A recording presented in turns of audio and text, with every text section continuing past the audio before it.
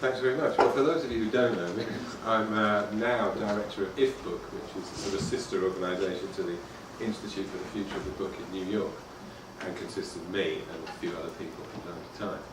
And we did, I suppose the main thing we've done that's relevant today is produce a report called Read Write, which is available on our website and somewhere on the Arts Council website, about the digital possibilities for literature. And I'm going to romp through a few points before introducing Hannah, some of which, some of this stuff people will have heard before, but others won't. But I think it really is, this was written some time ago now, months ago now. It feels like we've got to crack on with things, and I think it's really good today to be talking with a bit of urgency about how the sector responds to some extraordinary changes going on. This section might be slightly talkier, more presentations than it says in the programme. There will be plenty of time to discuss later on. But I know Hannah's got important things to say, and there's great space for that. So to whiz on, sorry about the cold. If we were in Second Life, I'd have a lovely kind of hunky avatar, but you've got plunked up me. I'll see how I get on. What's the impact of technology on reading and writing was the question to address. And for readers, I always go back to my days in libraries when we talked about creative reading in the 80s, and we used this idea that if only you could get together all the people who'd read the book that you see stamped 10 times, wouldn't that be fantastic? And we had a right-back notice board in Sheffield Libraries where local people could put their writing up in a place which was a public space, put them in the same league as all the other great writers on the shelves. And now both those things, you can actually do it. Every site wants creative feedback from things that people have read.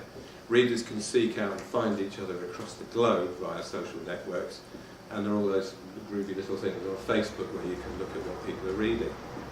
Anyone can publish their work for free in the public domain in high quality, and they can promote it gradually, virally, by word of mouth, either on their own through blogs or websites, or in all the online journals, things like fan fiction, new literary forms which are springing up, or sites like Autonomy and newwriteon.com, which has somehow magically turned the old slush pile into a sort of self-selecting kind of league of stuff.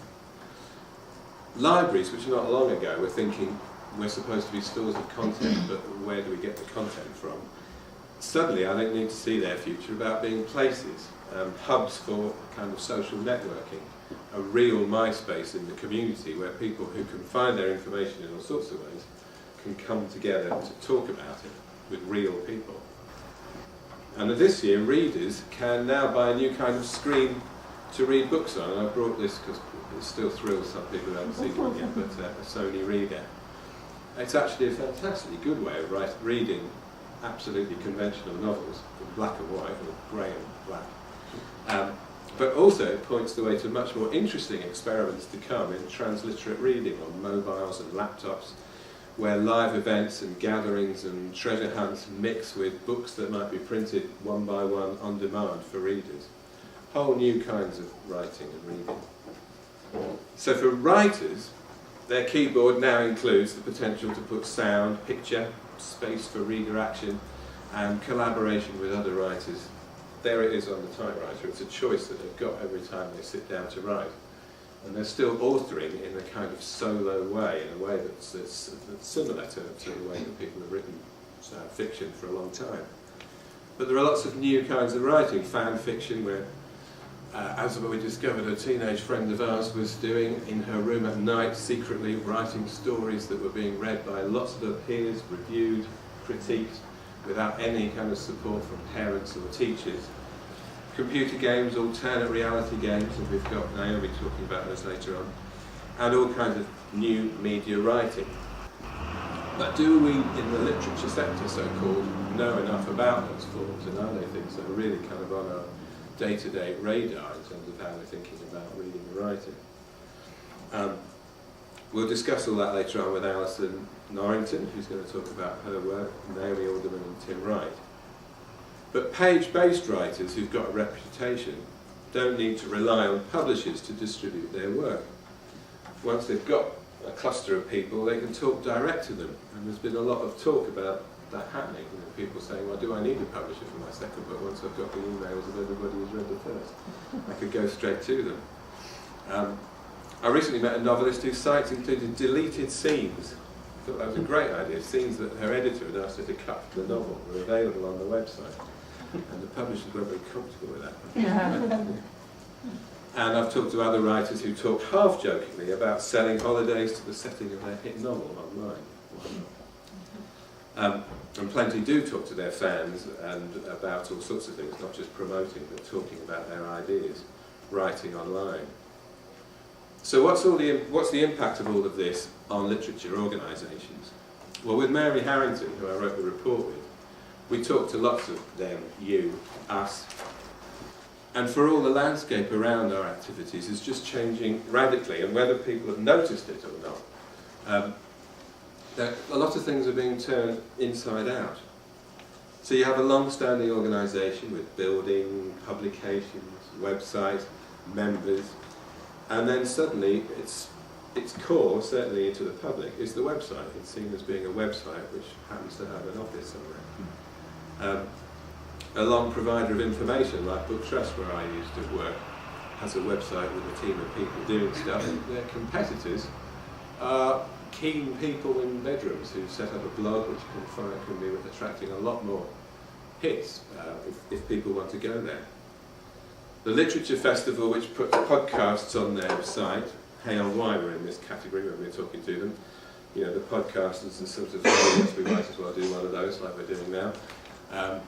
But what's about when they're getting more income from podcasts and more viewers from podcasts? Have they actually become a broadcasting company with studios which are tents in the field once a year? And the Agency for New Writers, which once offered access to a showcase, now find that everyone can show their work for free. What people want is some kind of curation. They want a cluster of stuff, a reputation for quality of a certain kind, and a brand. And then exciting stuff about when a project becomes a publication. We've been doing the Songs of Imagination and Digitisation, a project inspired by the work of William Blake, looking at that blurring between a book, which is also a series of activities and possibly public sessions. And that seems to me an amazing sort of asset that all of our organisations have got. Different kinds of interactions between writers and readers that might be made something of in a digital format. And at the moment, Naomi's involved in a different kind of reading group, an online reading group of Doris Lessing's The Golden Notebook. One of those books that everybody kind of likes to think they've read, but when you're actually forced to admit it, you may not have got around to it yet. Someone's read the Wikipedia article about it. Exactly. When I wrote the report with Mary, there was a sort of tension. She comes from the digital world, and I come from literature land.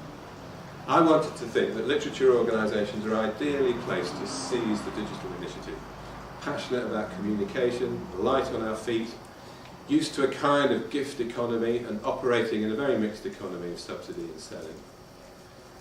My writing partner tended to think that there was not a need anymore for quite a lot of the things that, for this sort of mediation between literary culture and popular engagement. The web made a lot of those things freely available to anybody who wanted them. We both saw exciting digital innovations in the organisations we talked to, and some clunky old thinking too, particularly things, organisations with sort of long-term strategies to address things which actually in the digital world could be done in 5 minutes. And a lack of understanding, perhaps on both sides, of each other, a sort of just a non-awareness of each other. I'll race on through that, I won't get us just so bitter. It does seem to me that literature organisations now and urgently need to prove that they have skills as curators of activity between readers and writers, that they can make new kinds of publication or places for public engagement with literature, and take the risks that publishers won't. And one thing that's happened since we wrote the report is that this horrible recession has hit and everybody's retrenching. And it seems to me that there's a wonderful, actually, the potential for a space if we're brave enough